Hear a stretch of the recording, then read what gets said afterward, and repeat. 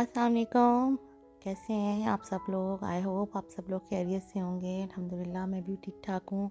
आज काफ़ी दिनों के बाद, आई थिंक बल्कि महीनों के बाद, मैं व्लॉग जो है वो अपलोड कर रही थी।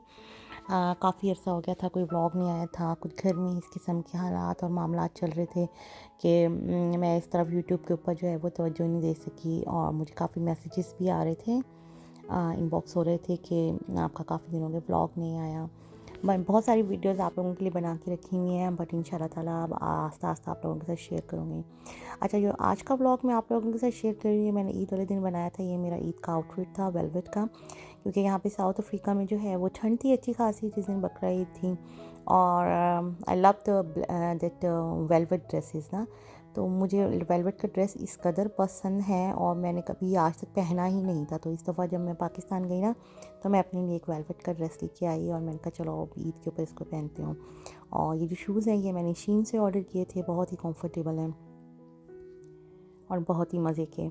क्योंकि मेरे साथ कुछ ऐसा प्रॉब्लम है कि मैं बग़ैर जो है वो स्टेप वाले शूज़ नहीं पहन सकती। तो इसलिए मैंने ऐसी कंफर्टेबल से जो है वो शूज़ मंगवाए थे अपने लिए ईद के लिए, कि ईद के आउटफिट के साथ चल जाएंगे। तो यहाँ पर जो है वो फिर हम लोग सुबह सवेरे जो है कुर्बानी के लिए चले गए थे। यहाँ पर जो है कुर्बानी हम लोगों को फार्म हाउस पे जाके करनी पड़ती है, क्योंकि घर में अलाउड नहीं होता। बट मेरे हस्बैंड का इस दफ़ा बहुत दिल चाह रहा था कि हम थोड़ा सा पाकिस्तानी स्टाइल में जो है वो कुर्बानी करें। तो हम लोगों ने क्या किया कि हम फार्म के ऊपर जाके हम लोगों ने कुर्बानी कर ली। बकरे ज़िबा हो गए, और बकरे ज़िबा करके हम लोग वहीं पर छोड़ कर आते हैं हमेशा, और नेक्स्ट डे वो लोग हमें कटिंग करके घर पे दे जाते हैं। तो इस दफ़ा इन्होंने क्या किया कि एक बकरा जो है वो मेरे हस्बैंड घर पे ले आए, उसको कुर्बानी करवा के, ज़िबा करवा के, स्किन उतरवा के, और उन्होंने कहा कि हम घर पे ही इसके जो है वो पीसेस वगैरह बनाएंगे। तो इस तरीके से ज़रा पाकिस्तान वाली जो है ना थोड़ी सी यादें ताज़ा होंगी, और ईद का मज़ा भी उसी तरीके से आता है ज़्यादा। तो सबसे पहले जो है मेरे हस्बैंड ने कलेजी वगैरह साफ़ कर ली थी, और साफ़ करके मुझे पीसेस करके दे देते, और उनके एक फ्रेंड भी उनके साथ हेल्प करवा रहे थे।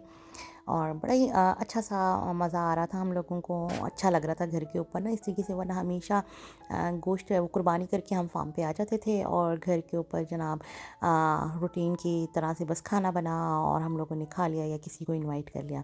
बट इस दफ़ा ऐसा ही लग रहा था कि वाकई कुर्बानी है घर के ऊपर, जब आप इसको गोश्त को कटिंग करते हैं अपने हाथों से और सारे काम करते हैं और ताज़ा ताज़ा कलेजी बना के खाते हैं। वरना जब सेकंड डे या थर्ड डे गोश्त कटिंग हो गया था तो ईद जो है वो बासी हो गई होती थी। यहाँ पे सबसे पहले मेरे हस्बैंड ने मुझे कलेजी क्लीन करके दे दी थी, और मैंने जो है वो कलेजी बनाने के लिए रख दी। कलेजी को जो है मैंने बिल्कुल नॉर्मल अंदाज में बनाया था।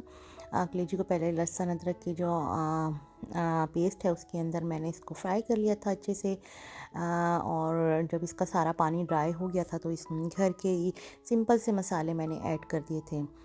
थोड़ी सी जो है वो हल्दी डाली थी, कुटी हुई लाल मिर्च डाली थी, नमक डाला था, और थोड़ा सा धनिया पाउडर डाल के बस मैंने इसको गलने के लिए रख दिया था। और थोड़ा सा एंड में मैंने इसके अंदर लेमन जूस ऐड कर लिया था, क्योंकि कलेजी जो है वो इस तरीके से ही बनानी थी, लाइट सी बिल्कुल, जिसमें ज़्यादा टमाटर प्याज वगैरह मैंने जो है वो ऐड नहीं करनी थी। थोड़ी सी फ्राई फ्राई जो है ना स्टाइल में बनानी थी।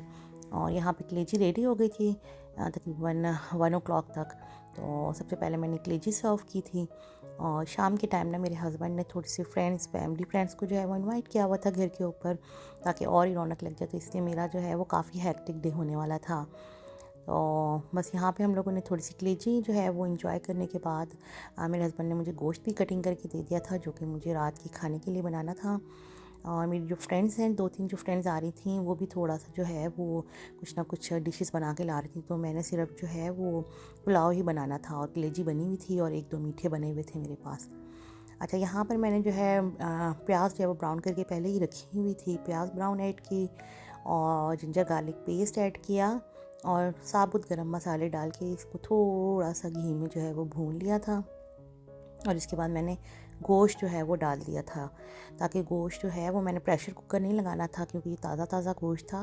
तो इसमें ऐसे ही इसको जो है वो इसने कुक हो जाना था तकरीबन हाफ़ एन आवर में। और बस मैंने थोड़ी सी रेड चिली एंड सॉल्ट इसमें ऐड किया था, और हल्दी ज़रा सी ऐड करके घर के ही मसालों से मैं पुलाव बनाती हूँ। इतना मज़े का ये पुलाव बनता है कि मैं आपको क्या बताऊँ। और थोड़ा सा मैंने जो है पिसा हुआ गरम मसाला भी इसमें ऐड कर दिया था। खुशबू के लिए। अच्छा, पिसे हुआ गरम मसाला भी ना मैं घर पे ही सारी चीज़ों को रोस्ट करके और ग्राइंड करके रखती हूँ, तो उसकी स्मेल बहुत ज़बरदस्त आती है। यहाँ पे मैंने सिर्फ 2 से 3 जो है वो टमाटर ऐड कर दिए थे, और तकरीबन मैंने यहाँ पे 2 कप के करीब जो है वो योगर्ट ऐड की थी। 2 कप के करीब योगर्ट ऐड करके बस मैंने गोश्त को जो है वो गलने के लिए रख दिया था। अब मैं दूसरी साइड के ऊपर आ गई थी टेबल सेटिंग पे, क्योंकि तकरीबन 5 o'clock हो गए थे और मगरिब के बाद सबने आ जाना था। ठंड के दिन है तो जल्दी मगरिब हो जाती है। तो मेरी जो एक फ्रेंड है वो मेरी हेल्प के लिए काफ़ी देर से आई हुई थी, तो बस मैंने और उन्होंने मिलकर जल्दी जल्दी से टेबल सेटअप किया। जो समझ में आ रहा था बस वो मैं रखती जा रही थी। जो वाजेस वगैरह मुझे सामने नज़र आते, कैंडल स्टैंड्स नज़र आते, बस मैंने उनको रख के टेबल सेट कर दी थी। और अभी सिर्फ मैंने जो है वो अपना ड्रेस पहना था, मैं रेडी नहीं हुई थी। मैंने कहा पहले टेबल सेट कर लेती हूँ और उसके बाद फिर मैं रेडी होंगी, क्योंकि गेस्ट तकरीबन आने ही वाले थे इन 10 मिनट्स टाइम। तो मैंने कहा कोई बात नहीं, तैयार बेशक बाद में हो जाऊँगी, बट टेबल सेटअप पहले कर लेती हूँ। तो यहाँ पे मैंने गुलाब जामुन रात के बना के रखे हुए थे, चना चाट थी जो मैंने दिन के लिए बनाई थी कि अगर कोई आ जाता है तो चलो उसके आगे सर्व कर लेंगे, और शीर खुरमा बना हुआ था। रायता और सैलड वगैरह भी मैंने पहले बना के रख लिया था।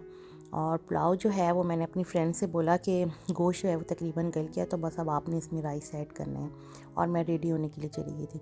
यहाँ पे मैं रेडी होके आ गई थी बस, और मैं बहुत ही प्यारा लग रहा था ये ड्रेस, और मुझे खुद भी इतना कंफर्टेबल लग रहा था ना। वेलवेट का ड्रेस मैंने फ़र्स्ट टाइम पहना था, और बहुत ही दिल से ये ड्रेस बनाया था मैंने, और शूज़ भी बहुत कंफर्टेबल थे। बस मैं जल्दी जल्दी से थोड़ा सा तैयार हुई, और मैंने इयररिंग्स वगैरह पहने और जल्दी से रेडी होके किचन में आ गई थी। यहाँ पे मेरी फ्रेंड जो हैं वो बस किचन में स्टार्ट हो गई थी काम करना, और राइस बस ऐड करने थे। गोश्त जो है वो बिल्कुल डन हो चुका था।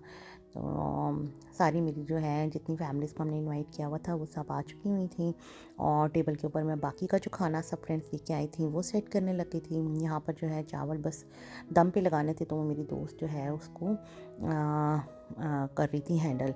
तो यहाँ पे अल्हम्दुलिल्लाह इसी तरीके से होता है, मिलजुल के सारे काम हो जाते हैं, वरना अकेला बंदा तो कुछ भी नहीं कर सकता।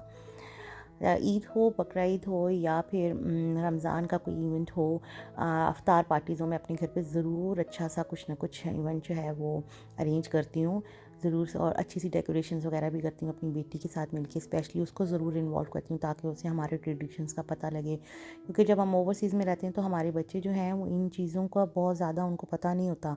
तो अगर हम अपने घर पे इस तरीके की सेलिब्रेशंस ना रखें तो उनको तो ये खुशियाँ जो हैं वो सेलिब्रेट करने का पता ही नहीं लगेगा। इसलिए मैं जो हूँ अपनी बेटी के लिए ये सब कुछ जो है वो अरेंज करती हूँ, और उसको भी साथ में जो है वो इन्वॉल्व करती हूँ। तो यहाँ पे हमने सारा खाना जो है वो टेबल पे सर्व कर दिया था। पहले हमने जो है वो जेंट्स को कहा था कि वो लोग खाना ले लें, और उसके बाद अब हम लोग खाना ले रहे थे। तो सारी चीज़ें बहुत मज़े की बनी थी अल्हम्दुलिल्लाह, और आज का दिन बहुत ही अच्छा गुजरा था। बहुत ही मज़े की यादगार ईद बनी थी ये वाली। तो अब मैं यहाँ पे अपने व्लॉग को एंड करूँगी। अल्लाह हाफ़िज़।